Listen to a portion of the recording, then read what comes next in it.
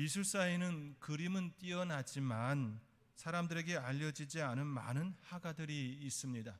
반면에 책으로 화가의 스토리가 브랜딩되면서 그 사람의 작품이 부각되어지고 세상에 빛을 본 이들도 있습니다. 일명 책으로 떴다 이렇게 표현할 수 있을 것입니다. 그러한 화가 중에 소개할 여러분에게 첫 번째 사람은 빈센트 반 고흐입니다. 그는 무명화가로 살았고 무명화가로 죽었습니다. 다시 말해 그는 살아있는 동안 화가로서 유명하지도 또 그의 작품이 높이 평가받지도 못했습니다. 고흐에게는 테오라는 동생이 있었습니다. 테오는 그의 형이 온전히 그림을 그릴 수 있도록 후원한 삶을 살았습니다. 고흐가 죽은 지 6개월 후에는 그의 동생도 죽었습니다. 이야기가 여기서 끝났다면 고흐와 그의 작품은 세상에 빛을 보지 못했을 것입니다. 하지만 그들이 죽은 뒤에 남겨진 사람 중에 테오의 아내 요한나가 있었습니다. 요한나는 남편 테오가 떠난 후 허전한 빈집에 고흐의 작품과 또 그의 동생에게 보낸 편지가 가득 있음을 보게 되지요. 그리하여 그녀는 파리 생활을 청산하고 고흐의 유산들을 챙겨서 네덜란드로 떠납니다. 그곳에서 하숙집을 운영하면서 고흐의 작품을 홍보하고 마케팅하여 그의 삶을 살아가지요. 그녀는 8년 동안 각종 전시회에 고흐의 작품들을 20여 차례 넘게 출품하여 고흐의 인지도를 쌓아갑니다. 그리고 결정적인 일을 행하지요. 고흐가 그의 동생에게 보낸 편지들을 모아서 반고흐 영혼의 편지라는 책을 출판합니다. 이 책을 통하여 고흐의 불행하고 광기 어린 인생과 예술관이 세상에 밝히 드러나게 되었습니다. 경로는 조금 다르지만 역시 책으로 뜬 또 다른 이가 있습니다. 바로 폴 고갱입니다. 고흐도 그렇고 고갱도 여러분에게 잘 알려진 화가들이지요. 고갱은 고흐보다 더 극적인 삶을 살았습니다. 고갱은 가족이 있었고 직업도 있었습니다. 그러나 그림을 시작하면서 그 모든 것들과 강제로 결별할 수밖에 없었습니다. 그가 죽은 지 1년이 지난 어느 시점에 파리에 놀러왔던 영국 작가가 고갱의 드라마틱하고 굴곡진 인생의 이야기를 듣습니다. 그리고 그의 이야기를 깊은 관심을 갖습니다. 이 작가는 불운과 불행으로 점철된 고갱의 인생과 그의 삶에 매혹되어 고갱의 발자취를 따라 그가 머물렀던 타히티 섬까지 찾아갑니다. 이 과정에서 고갱의 스토리를 바탕으로 한 소설을 구상하고 집필합니다. 그 소설이 바로 달과 6펜스입니다.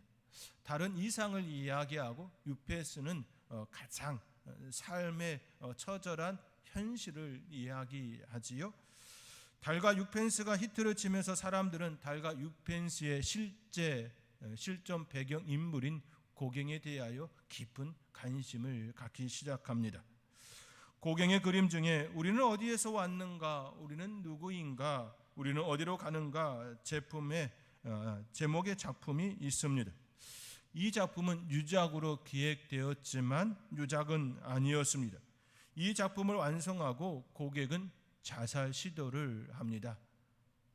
다행히도 실패하면서 그 작품 활동을 하며 6년을 더 살게 되지요. 그러나 고갱이 유서처럼 그린 그림이기에 유작은 아니지만 인생과 죽음이라는 관점에서 매우 의미 있다 평가받는 작품입니다. 고갱은 이 작품을 통하여 인생과 죽음을 말하고자 합니다. 스크린을 통하여 이 그림을 잠시 여러분에게 보여드립니다. 그림의 오른쪽으로 시작하여 왼쪽으로 펼쳐가면서 탄생, 성장, 죽음이라는 인생의 여정을 합폭에 담았습니다. 오른쪽에 아기의 모습이 있고 또 중앙에 청년의 모습이 있으며 맨 왼쪽에 죽음에 이르는 그 모습, 인생의 여정을 담았습니다. 유독 이 그림에서 시선이 집중되는 곳이 있지요. 바로 중앙 가운데 있는 바로 그 청년입니다. 이 청년은 가위를 잡고 있습니다. 이 모습은 창세기에 선악을 알게 하는 나무의 실과를 따 먹는 그 장면을 여기에 담았습니다. 그는 인생을 말하면서 인간이 죄를 짓는 순간, 다시 말해 온죄를 짓는 그 순간을 가장 크게 부각되게 강조하고 있습니다. 이는 우리로 하여금 우리네 인생을 다시금 생각해 하는 그림입니다. 중앙에 위치한 청년의 모습을 통하여 우리는 매우 확실한 한 가지 사실을 깨닫습니다. 우리네 인생은 무언가를 잡으려고 한다라는 이 사실입니다. 물론 이 그림을 통하여 그는 여러 다양한 이야기를 하고자 하지요. 그러나 여기서 분명하게 우리가 알 수 있는 이 사실은 우리네 인생은 무언가를 잡으려고 한다라는 사실입니다. 이 사실에 대하여 어느 누구도 부정할 수, 부인할 수 없을 것입니다. 갓 태어난 아기 손을 움켜쥐고 있습니다. 성장하면서 그 아이는 잡고 또 잡습니다. 청년이 되어도 잡고 노년이 되어도 여전히 잡는 그 인생을 보게 됩니다. 우리의 풍습 가운데 돌잡이라는 것이 있지요. 아기의 첫 돌이 되면 돌잡이를 합니다. 아이가 장차 커서 어떤 인물이 될 것인가 궁금해하며 그 시간을 갖습니다. 반드시 그렇게 성장하는 건 아니지만 자녀가 잘 되기를 바라는 그 마음에 실을 갖다 놓기도 하고 또 여러 다양한 것들을 갖다 놔 그렇게 되어지기를 바라는 부모의 마음을 품는 그런 시간, 그런 하나의 이벤트입니다. 그렇다고 믿는 이들도 해도 된다 그런 말은 아닙니다. 다만 그 아이를 위해 하나님께 간절히 기도하시기 바랍니다. 그것으로 충분합니다. 공행의 그림이 말하는 것처럼 우리의 인생은 무언가를 잡으려고 합니다.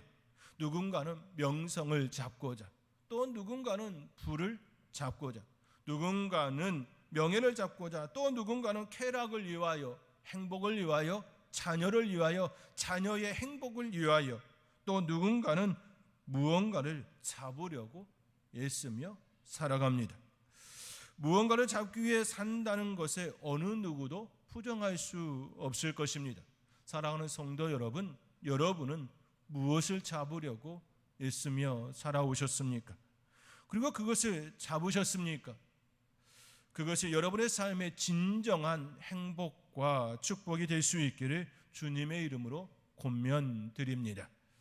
사도 바울도 잡으려고 달려가노라 그렇게 고백합니다. 그것도 짧은 편지의 내용 속에 두 번이나 반복하여 표현하지요. 12절 하반절에 그것을 잡으려고 달려가노라.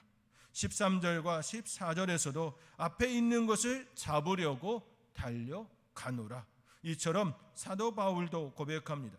그렇다면 사도 바울은 무엇을 잡으려고 달려간다 말하는 것일까요? 그는 무엇을 잡으려고 달려가고 있을까요? 그것에 대하여 함께 생각해 보고자 합니다. 먼저 사도 바울은 그것을 잡으려 달려간다 말합니다. 12절의 말씀입니다. 우리 함께 12절의 말씀 우리 함께 읽겠습니다. 내가 이미 얻었다 함도 아니요 온전히 이루었다 함도 아니라 그것을 잡으려고 달려가노라. 그것을 잡으려고 달려가노라. 여기서 그것은 앞에 꾸민 말인 내가 그리스도 예수께 잡힌 바 된 그것 이렇게 표현하고 있습니다. 그런데 이렇게만 이야기하면 그것이 무엇인지 잘 이해하기가 어렵습니다. 그것은 11절과 12절에서 설명하는 삶의 여정이고 그 여정은 바로 죽은 자 가운데서 부활에 이르는 삶의 모습입니다. 즉 그리스도 예수께 잡힌 바 된 그것은 죽은 자 가운데서 부활에 이르는 삶의 여정이라는 것이지요. 사도 바울이 말하는 부활은 단순히 죽음에서 다시 사는 그 의미만을 일컫지 않습니다.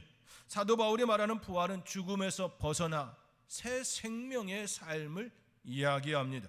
그 과정입니다. 죽음은 여러 다양한 말로 달리 표현할 수 있지요.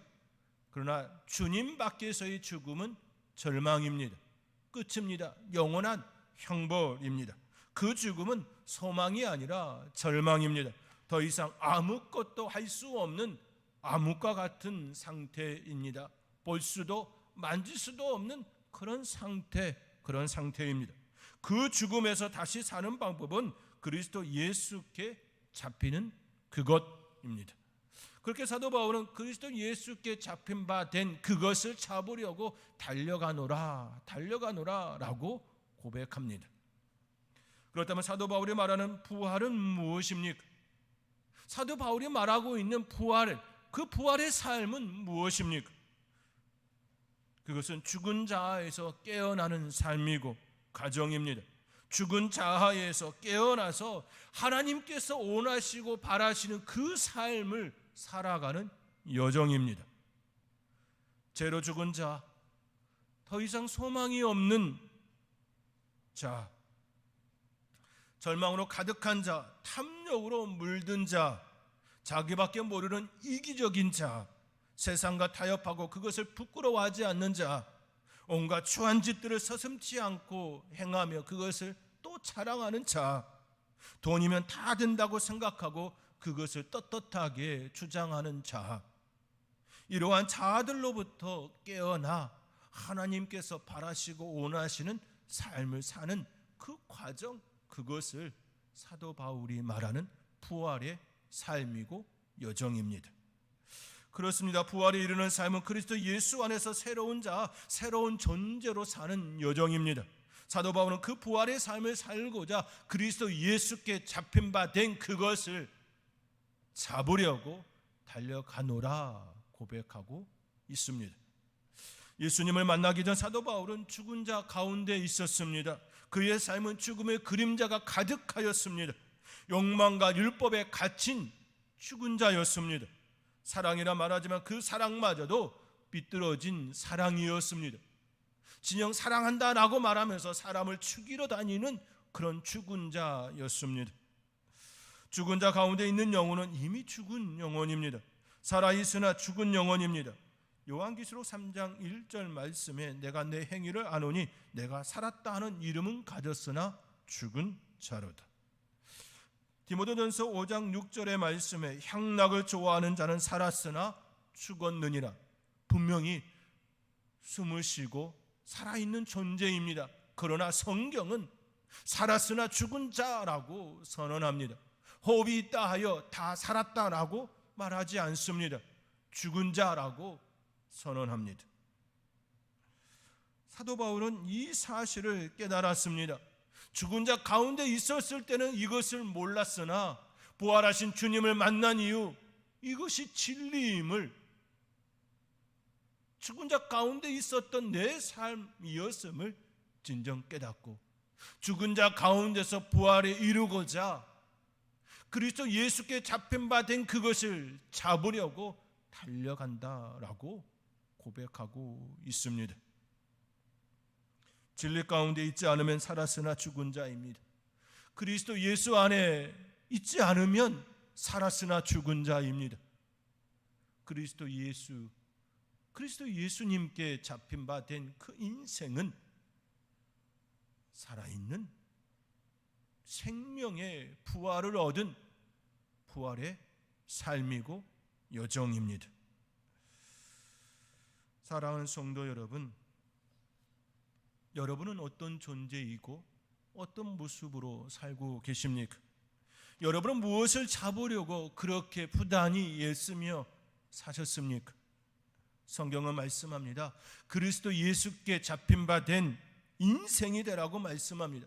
그 안에서 부활의 삶, 참 생명의 삶을 살라고 그렇게 말씀하고 있습니다. 사랑하는 성도 여러분, 주님 안에서 죽음을 이기고 승리하신 그 부활의 주님을 따라 날마다 승리하는 축복의 삶을 사는 부활의 여정을 지금 여러분의 삶의 자리 가운데서 누리며 살아가는 복된 성도님들이 될 수 있기를 주님의 이름으로 축원드립니다.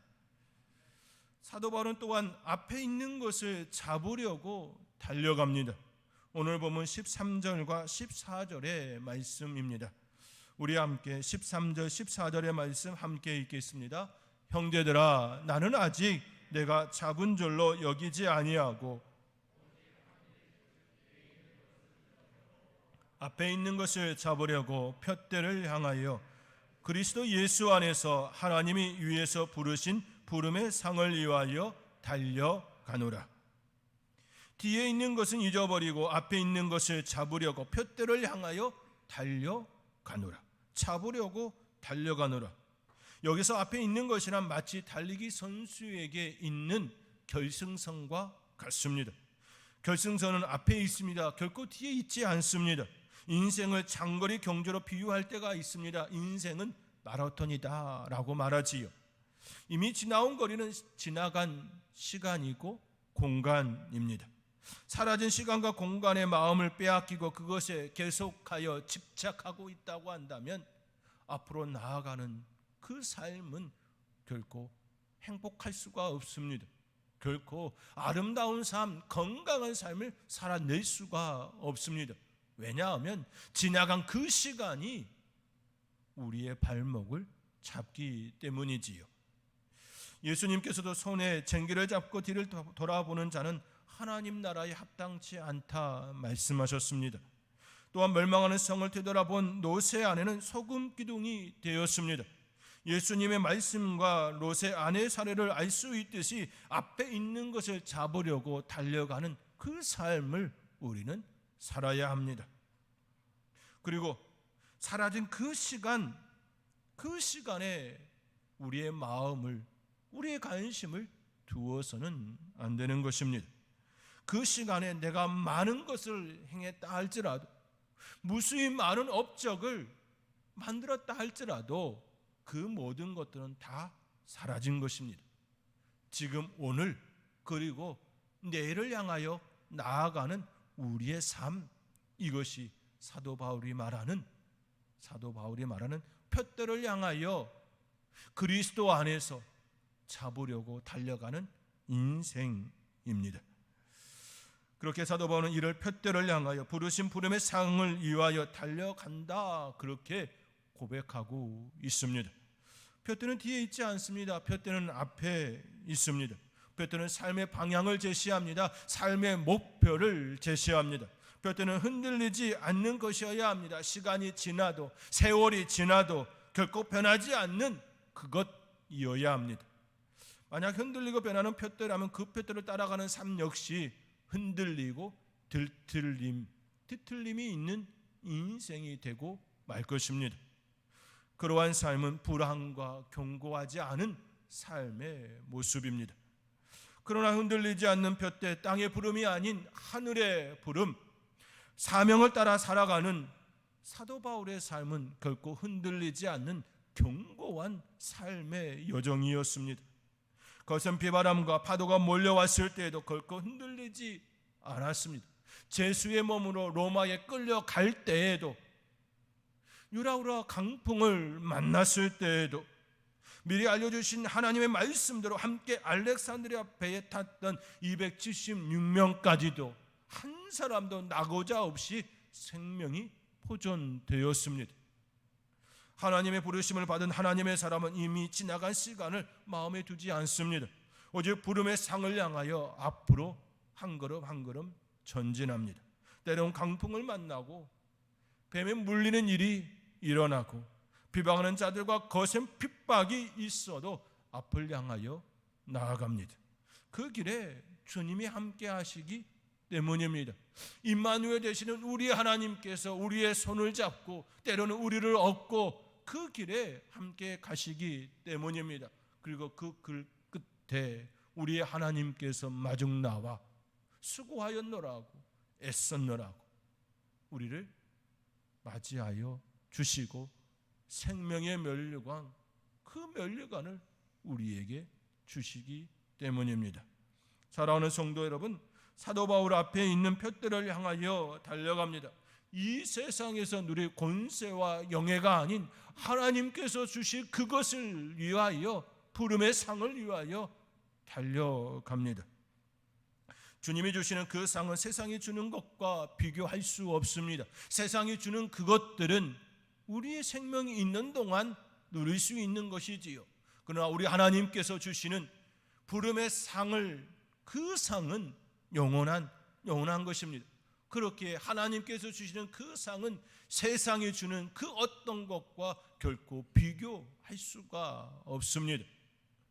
우리 하나님께서 우리에게 사명을 주시고 부르신 부름의 상을 얻게 하기 위하여 때로는 세상 사람들이 생각지도 못한 기적을, 하나님의 사명을 감당케 하기 위하여 부를 주시기도, 명예를 주시기도, 권력을 주시기도 합니다. 그러나 그 모든 것들은 다 부름의 상을 위하여 사용하라는 하나님의 명령, 하나님의 축복, 하나님의 기적인 것이지요. 사랑하는 성도 여러분, 그 부르신 상을 위하여 날마다 한 걸음 한 걸음 그것을 잡으려고 달려가는 복된 인생, 하나님의 사람이 될 수 있기를 주님의 이름으로 축원드립니다. 마지막으로 어려운 상황과 고난, 핍박 속에서도 끝까지 앞을 향하여 나아갔던 우리의 믿음의 선배, 우리에게 본이 되어지는 주기철 목사님의 삶의 고백이 담긴 5종목의 나의 기원. 5종목의 나의 기원은 풀어 말하면 5가지 나의 기도 제목, 이렇게 표현해 볼 수 있습니다. 5종목의 나의 기원이라는 설교 중 일부를 여러분에게 소개해 드리며 말씀을 마치고자 합니다. 저는 감옥에 있으면서 특별히 5가지 종목을 들어 기도하는 시간이 많았습니다. 첫 번째는 죽음의 권세를 이기게 하여 주시옵소서라는 기도입니다.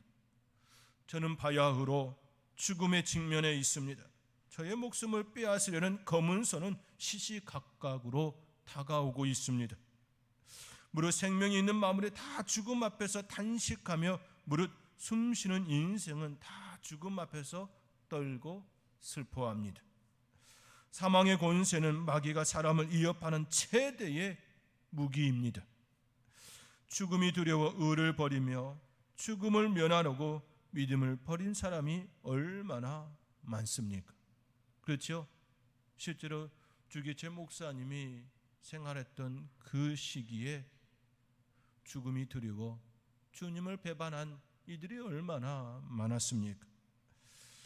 주님은 저를 위하여 십자가에 달리셨습니다. 머리에 가시가 그 두 손과 두 발이 세목에 찢어져 최후의 피 한 방울까지 쏟으셨습니다. 주님 저를 위하여 죽으셨거늘 제가 어찌 죽음이 무서워 주님을 모르는 채 하오리까. 이 주 목사가 죽는다고 슬퍼하지 마십시오. 저는 제 주님밖에 다른 신 앞에서 무릎을 꿇고는 살 수 없습니다. 더럽게 사는 것보다 차라리 죽고 또 죽어 주님 향한 정절을 지키려 합니다. 저에게는 일사각오가 있을 뿐입니다. 두 번째는 장기간의 고난을 견디게 하여 주시옵소서 하는 기도입니다. 단번에 받는 고난은 이길 수 있으나 오래 끄는 장기간의 고난은 참기 어렵습니다. 칼로 베고 불로 지지는 형벌이라도 한두 번 죽어진다면 그래도 견딜 수 있으나 하루, 이틀, 한 달, 1년, 10년 계속하는 고난을 견디기 어렵습니다. 그것도 절대 면할 수 없는 형벌이라면 할 수 없이 당하지만 한 걸음만 양보하면 무서운 고통을 면하고 도리어 상을 준다는데 많은 사람들이 넘어갑니다. 실제 그 시대에 얼마나 많은 사람들이 견디지 못하고 또 그들이 주는 상을 받고자 물러섰던 것 우리는 이미 알고 있지 않습니까? 하물며 나같이 연약하며 약졸이 어떻게 장기간의 고난을 견디어 배기겠습니까? 주님도 십자가에 직면하사 그 받으신 고난을 인하여 겟세마네 동산에서 피땀 흘려 기도하시고 십자가상에서 그 혹독한 고통을 이기셨습니다. 그러므로 처음에는 우리가 십자가를 지지만 나중에는 주님의 십자가가 우리를 지어줍니다. 십자가, 십자가, 내 주의 십자가만 바라보고 나아갑니다. 현재의 고난은 장차 우리에게 나타날 영광과 좋게 비교할 수 없도다. 세 번째 기도는 노모와 처자와 교우를 주님께 부탁합니다 입니다. 제게는 70이 넘은 어머님이 계시고 병든 아내가 있고 어린 자식들이 있습니다. 남의 아들로의 의무도 지중하고 남의 가장, 남의 아비 된 책임도 무겁습니다. 자식을 아끼지 않는 부모가 어디 있으며 부모를 생각하지 않는 자식이 어디 있겠습니까? 어머님을 봉양한다고 하나님의 계명을 범할 수는 없습니다. 오 당신 어머님을 요한에게 부탁하신 주님께 제 어머님도 부탁합니다. 십자가에서 예수님께서 요한에게 마리아 자신의 어머니를 부탁하셨지요. 이제는 역으로 주기철 목사님은 당신의 어머니를 주님께 부탁한다 그렇게 고백합니다. 어머님을 봉양한다고 하나님의 계명을 어길 수 없기에 그 어머님을 주님께 부탁한다 그렇게 고백합니다. 제 아내는 병약한 사람으로 일생을 제게 바쳤거늘 저는 남편 된 의무를 못합니다. 병약한 아내를 버려두고 잡혀다니는 이내 마음 또한 애처롭습니다. 병든 제 아내도 주님께 부탁하고 불초 이내 몸은 주님의 눈물 자취를 따라갑니다. 아버지로서 자식을 키우고 가르칠 의무를 다하지 못하고 우는 어린 것을 뒤로 두고 잡혀다니는 마음 또한 애처롭기 끝없습니다. 연약한 제자들을 뒤에 두시고 골고다로 향하신 주님께 저의 자식을 부탁합니다. 제게는 주님께서 맡기신 양떼 나의 사랑하는 교우가 있습니다. 그런데 저는 제 양떼를 뒤에 두고 다시 돌아오지 못할 길을 떠나지 않을 수 없습니다. 험한 세태, 악한 세상에 이리 때 중에 제 양을 두고 안 갈 수가 없습니다. 저는 이 설교 부분을 보면서 참 주기철 목사님의 그 마음을 조금이나마 저의 마음에 품을 수 있었습니다. 양떼를 두고 험한 세태, 험한 세상 이리 때 가운데 두고 가야 하는 그 마음 얼마나 괴로우셨을까? 얼마나 아프셨을까? 이루 말할 수 없는 가슴에서 나오는 그 눈물 하염없이 흘렀겠도다라는 마음이 들고 또 드는 시간이었습니다. 맡기나이다 제 양들을 대목자장 되신 예수님 손에 맡기나이다. 저희들의 사망의 음침한 골짜기를 지날 때 주님 지켜주시옵소서. 저는 마지막으로 이 산정현 강단을 떠나지 않을 수 없습니다. 주님의 피 자체를 따라가려 합니다. 네 번째 기도는 의에 살고 의에 죽게 하여 주시옵소서입니다. 사람이 이 세상에서 태어나 사람으로서 마땅히 행하여야 할 의가 있습니다. 나라의 신민이 되어서는 충절의 의가 있고 여자가 되어서는 정절의 의가 있고 그리스도인이 되어서는 그리스도인으로서의 의가 있습니다. 못합니다. 그리스도의 신분은 다른 신에게 정절을 잃어버리지 못합니다. 나의 사랑하는 교우 여러분, 의에 죽고 의에 사십시다. 예수로 죽고 예수로 사십시다. 마지막 다섯 번째는 내 영혼을 주님께 부탁합니다라는 기도입니다. 십자가를 붙잡고 쓰러질 때 제 영혼을 받으시옵소서. 옥중에서나 사형장에서나 제 목숨 끊어질 때 제 영혼을 받으시옵소서. 아버지의 집은 저의 집, 아버지의 나라는 저의 고향이로소이다. 마지막 그 순간까지 자신이 돌아갈 그 곳은 아버지가 계시는 그곳임을 그렇게 고백하고 있습니다. 더러운 땅을 밟던 제 발을 씻어서 저여로 하여금 하늘나라 황금길에 걷게 하옵시고 죄악 세상에서 부대끼던 저를 깨끗하게 하사 영광의 존전에 서게 하옵소서. 내 영혼을 주님께 부탁하나이다. 감히 하나님 앞에 설 수 없기에 더러운 땅을 밟았던 자신의 발을 씻겨달라고 죄악 세상에서 부대끼며 살았던 자신을 깨끗하게 하사 하나님의 존전에 설 수 있게 해달라고 자신의 영혼을 주님께 부탁한 그런 기도였습니다. 주기철 목사님의 설교는 피를 토하는 설교였습니다. 예배당 아래는 평양시내 경찰서 고등교 형사들과 다른 교회 교인들까지 2천여 명이 넘는 사람들로 꽉 차 있었습니다. 유언처럼 외치는 주기철 목사님의 설교에 청중들은 흐느꼈고 예배당 안은 시종일관 눈물바다를 이루었습니다. 사랑하는 성도 여러분, 주기철 목사님께서 이처럼 기도하신 이유가 무엇입니까? 또 그 기도 속에 담겨진 그 의미가 무엇입니까? 그것은 바로 하나님의 부르심에, 하나님께서 자기에게 허락하신 그 삶에 온전히 반응하며 그 삶을 살기를 원합니다. 하나님의 부르심, 그 부르심에 끝까지 살기를 원합니다. 그 기도 아닙니까? 끝까지 앞에 있는 것을 잡으려고 우리 하나님만 잡으려고 사셨던 삶 아닙니까? 우리의 고백도 우리의 삶도 주기철 목사님처럼 사도 바울처럼 잡으려고 달려가노라.